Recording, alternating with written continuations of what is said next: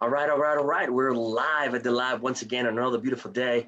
And today we want to have the privilege and honor to welcome you all to another lab on behalf of Tyler Holloway from the PC United program, Dewey Swirsky from the Elite Real Estate Group, and yours truly, Aaron Quadros from Maps Business Coaching. Today we have a very special person here, a young entrepreneur, a powerful young mind. And here at the lab, we welcome everybody. And her name is Jessie Terry. Jessie, welcome to the lab. Thank you so much for having me. So Jessie, listen, usually, when we invite folks to the lab, we're always looking for people that are not only business owners, but people that are really making a contribution to the world. And in the lab, we all get, to learn, get to achieve, we get to build not only businesses, but really lives worth having. And, in the interview that we had with your dad a few weeks ago with John, he's very proud to talk about you and some of the accomplishments that you've made. So we wanted to just bring you on today and then just share some of the things that have had the honor to do. So the floor is yours. Tell us, where do we start? Tell us a little bit about you. Okay, well, I've had a very unique childhood growing up. I was homeschooled after 5th grade and grew up with a martial arts background with a dad who loved to brag about himself and how he punch kicks and kills people for a living. And I was just as passionate about it as he is. So I've had the opportunity to go to 4 countries now, and I've been able to share my story all over the world. And I recently wrote a children's book and released a coloring book. And I am going to be running for Miss Arkansas USA in October. So I have a lot of exciting things coming up. That's cool to hear. But so let's start with the countries that you visited. Tell us a little bit about the countries that you visited and what you did there. Okay, so the first one, I went to Guatemala, and I was working with an after-school program that helps with kids who are in just really bad situations. So they're not on the street. They can come in, they can learn about Jesus, they can do schoolwork. They had a skate park inside of the building. So I got to teach English and work with the kids. And then after that, I went to Africa. But instead of making it to Africa, my dad and I both thought that we had applied for a visa, which we didn't. So I got stuck in Belgium for 5 days with random strangers related to the people I was going to be staying with. I was not upset about it, though. I was very happy to be in Europe. And then I went to Africa, and I had the privilege to work with special needs kids and see 2 kids who they told me would never speak, spoke to me. And from that, I just was so inspired to keep traveling. And I just had the opportunity in November to go to Costa Rica and teach women's self-defense to women who'd been raped and assaulted by their own husbands. And just to be able to hear their stories and make an impact on them was amazing. Sitting here and Drew and Ty and I, we're always at all age, right? In comparison to you, we're always looking for ways to contribute to society and help people. But I think it's intriguing and powerful at the same time that you at such young age have found a passion, right? To give back, to give the best of yourself to the people that you get to talk to and influence. And, travel requires, a lot of sacrifice, right? Because, you need to give up some of the things that normal like kids will, or young adults will give up to do things that other people wouldn't otherwise do, right? So I commend you on that. Really, really cool stuff. Tell us a little bit about, we're curious to know more about the women's self-defense, right? Because we do know that there are issues around the world with, women needing or being powerful enough to defend themselves in times where they need it, because there are bad people everywhere, right? So tell us some of the experiences that you had and some of the things that you remember that made the most impact in that aspect. Well, it really started when I was young. My parents were very big about teaching predator awareness and women's safety and child safety.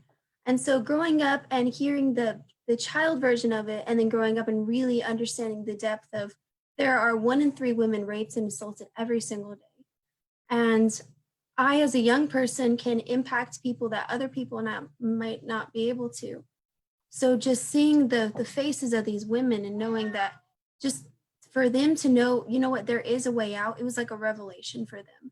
So to have my dad teach me all this stuff and to be able to go and teach it myself is just all those years of listening to him and memorizing every single speech he ever does and dreaming about it. I'm like, Dad, I can't get your voice out of my head. Now I'm being able to do that and then go to the pageant. And instead of it being about the crown, it's about making an impact.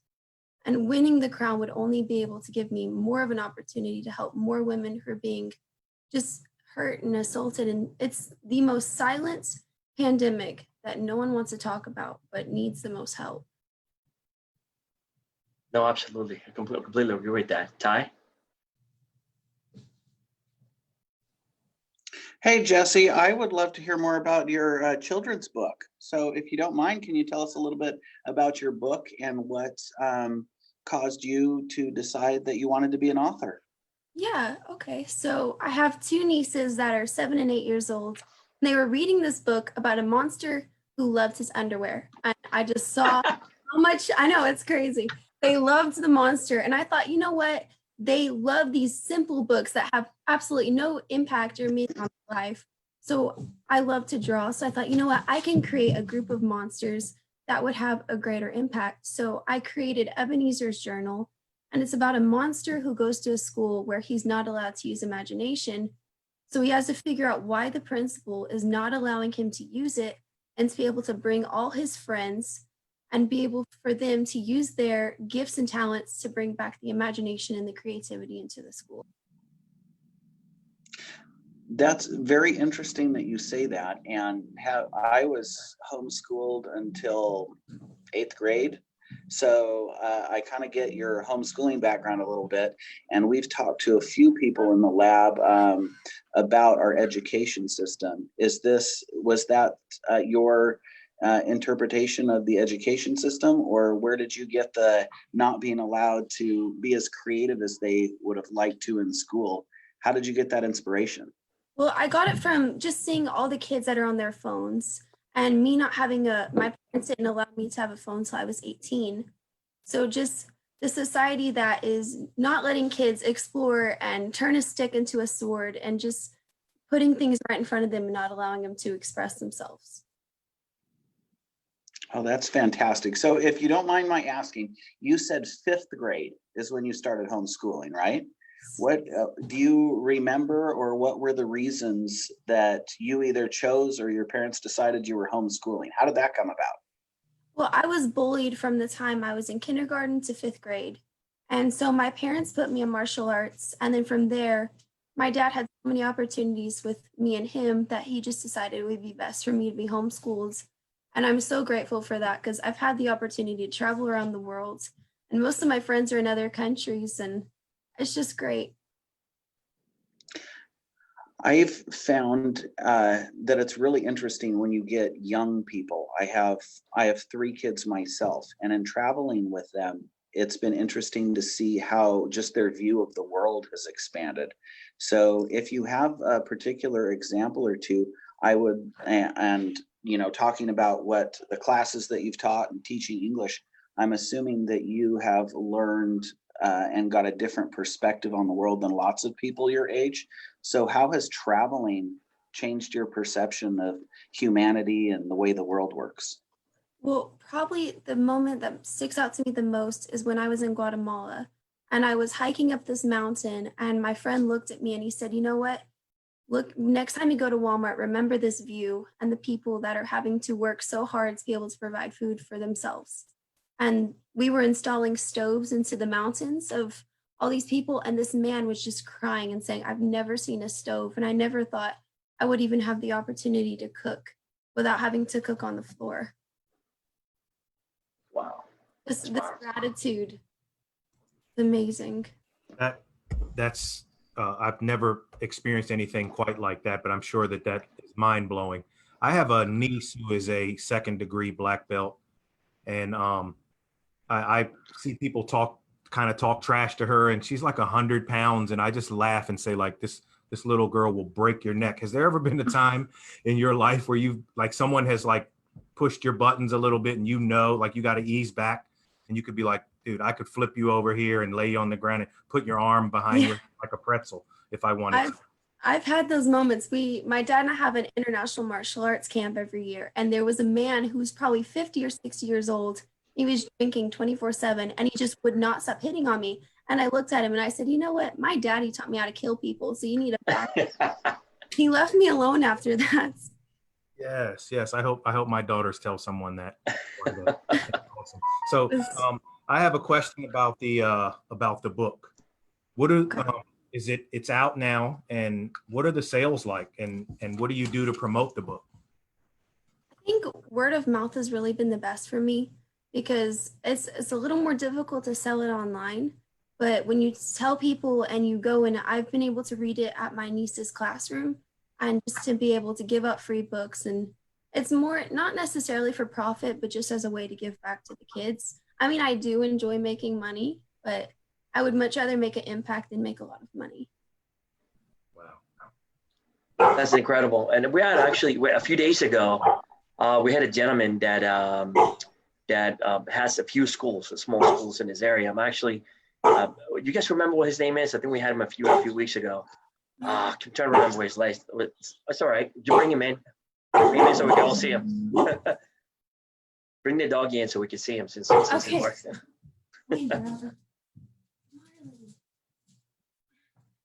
Hey, you guys remember? I'm trying to think of the gentleman that.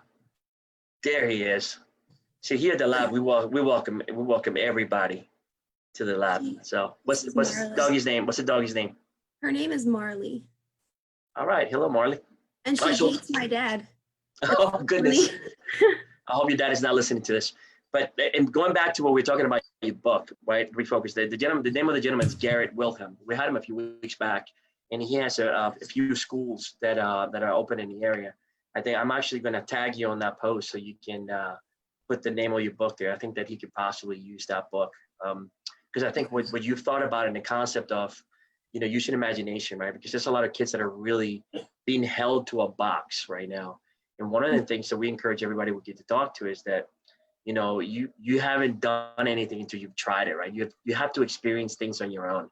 And a lot of parents in today's day and age are protecting their kids and keeping them from really exploring and having that experience on their own, right? And it's okay that you learn martial arts, right? But now you're armed to go, to go experience the world and feel secure and feel empowered, and then go share your story with others. So I think it's incredible that you're doing that, and you're encouraging young kids to learn from your experience and to really just plug it into their imagination, right? Because opportunities are really endless. All right, so Drew, you still there? All right, so Ty, you got a question? Marley.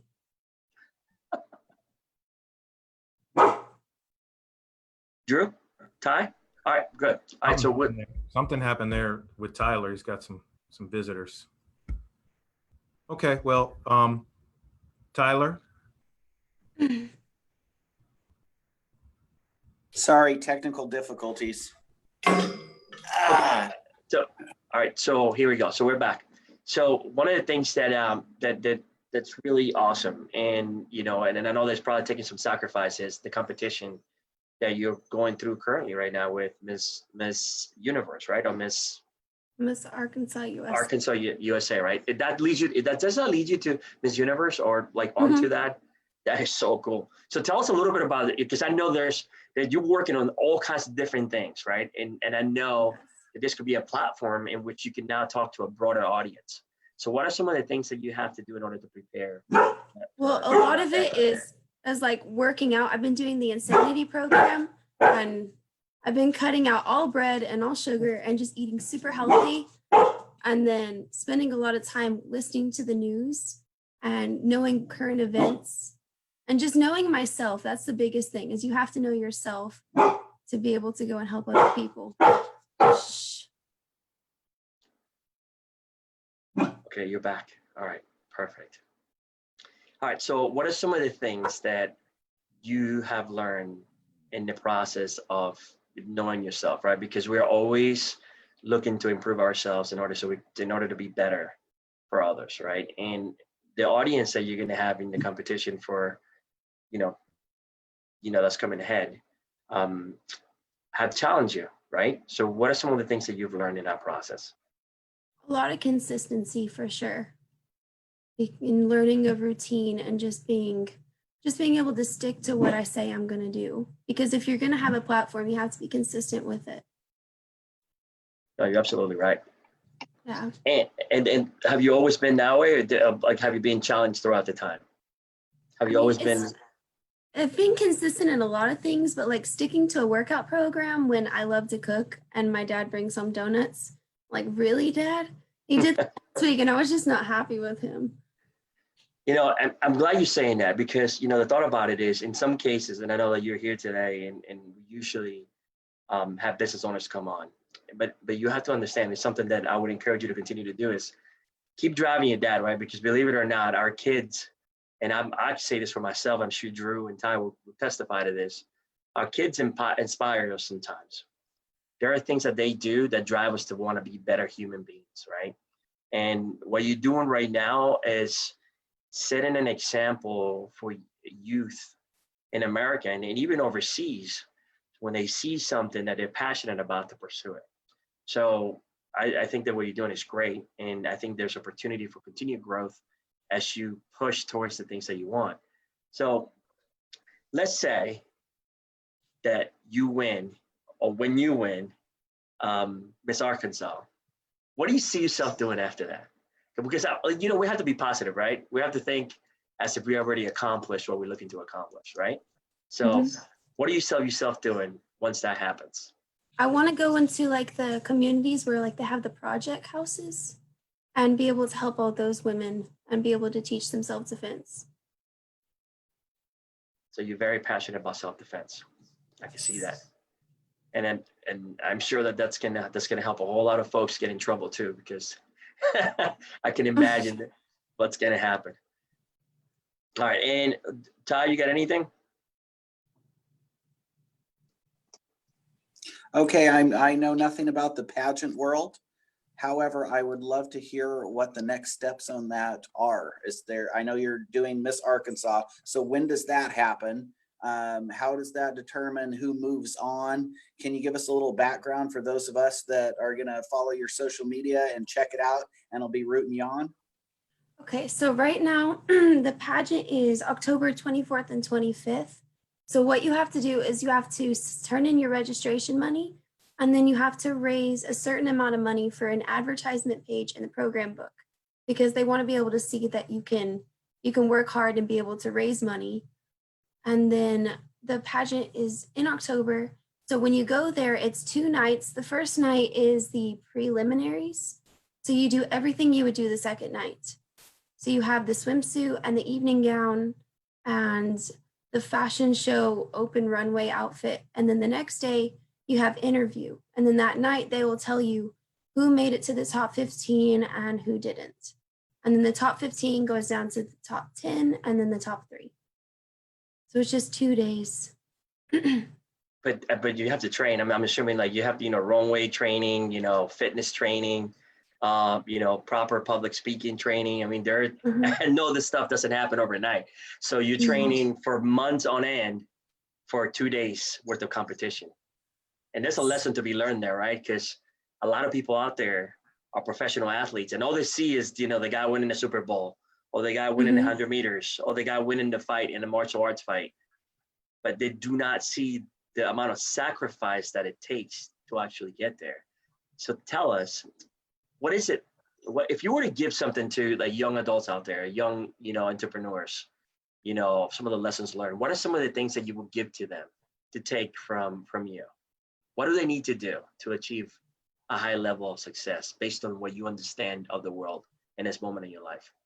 Well, when God creates everybody, he creates them with a plan and a purpose. So you have to find out what your purpose is and you have to work towards that. And like you were saying, that all the unnoticed things that are happening behind the scenes is you have to be able to not care that people, you have to work like everybody's watching, even when they're not. So like a football player spends countless hours just preparing for that one big game to be able to get to the Super Bowl. And with pageantry and with even just being a healthcare worker, everything has time that you have to take to prepare. So it's being able to say, I'm willing to sacrifice this because I really want to work for this. That is that's insightful, and we can hear it many different ways. And it's actually really cool to see that you have that type of mentality at your age, which is awesome. All right, Drew. So right now we're in a part of an interview where we shift gears completely, and we call this the rapid fire. So Drew is going to ask you some questions, and you just have to do the best that you can to answer them as fast as you can. So you ready? Yes. All right. So first, I just want to ask, my mom told me never ask a woman how old she is, but may I ask how old you are? Guess. 19. I'm 21. Very wise. You look young when the heating and air guy laughs at you. Okay. Now, are you ready? Yes, I'm ready. Now, I have My dad prepared me for this. I have kept my questions PG because I know you're going on national television and kill it soon. So are you ready? Here we go. Favorite thing to chop and break? My dad. Oh, goodness. Oh, I know he's hearing this. Who was a better Karate Kid, the original Daniel San or Jaden Smith? The original. My girl. I knew it. I'm so happy right now. How long would it take you to beat up Eric? Oh, stop it. Before he can blink. Yeah. Oh. Yeah. All right. Favorite cheat meal? Cheat meal? Yes, I know you're on a strict diet, but every once in a while we cheat. What's the one thing you would eat if you could? Cheesecake. All right. Yes. Well, that strawberry. Yeah, that kills the next question because the next question was your favorite cheat snack. Chocolate yogurt. All right. What is the last TV show you binge watched? I don't watch TV. Holy crap. What's the last book you read? The Hobbit. Excellent. What's your favorite sport? Martial arts. Do you have a favorite football team? The Patriots, only because my brother told me I had to. Okay. We will accept that, and that is the end of the rapid fire questions. Thank you. You're welcome. That is so cool. What's your favorite football team? Oh, there you go. Washington Redskins. Oh, I'm sorry. I'm just kidding. Oh, goodness. Oh, he's like I almost left the meeting. All right, Jesse. So this is the part of the lab when we allow everybody an opportunity to know where to find you, right? So, and we'll do that through your book, right? Because I would love for them to know what the website is for your book. So if you could share that with them, that'd be great. Yes, it's ebenezersjournal.com. And there's a book and a coloring book. That is so cool. And I think you're really doing a great job of changing the world. Thank you. I know that I can speak on behalf of Ty and Drew, and go out there, keep doing the things that you're doing, right? Initially, people are going to say, they're going to be naysayers out there, people that are going to, discourage you. But it looks like you have a story of perseverance. I think that you have a great dad that, realized in early days that you need to be homeschooled, and through that process and to that story, right? To that, that you sacrifice a lot to do that. And now you're really taking on to the world and sharing it. So continue to do that. We're very happy for you. So, all right, folks, you heard it here at the lab. On behalf of Tyler Holloway from the PC United Group, Drew Swirsky from the Elite Real Estate Group, and yours truly, Eric Quadros from Maps Business Coaching. Jesse, thank you so much for being here with us. Thank we you. want to I'm encourage sorry you. My dog tried to steal the show. That's all right. It's all good. I'm sure he learned from somebody. We're very happy that you were here with us today, and please go out there, keep changing the world, and have an incredible pageant. Thank you. And please let us know. We want to know how everything goes. We're big fans now. So if there's anything that we could do to help share the story of the book as well, please feel free to come on the lab, and I'll tag you on the one lab that we talked about, so that you can put your link on there, and maybe that could be a connection that could help you sell some more books. Okay. Perfect. Thank you so much. All right, Jesse. Thank you. Thanks, Jesse. Thank you.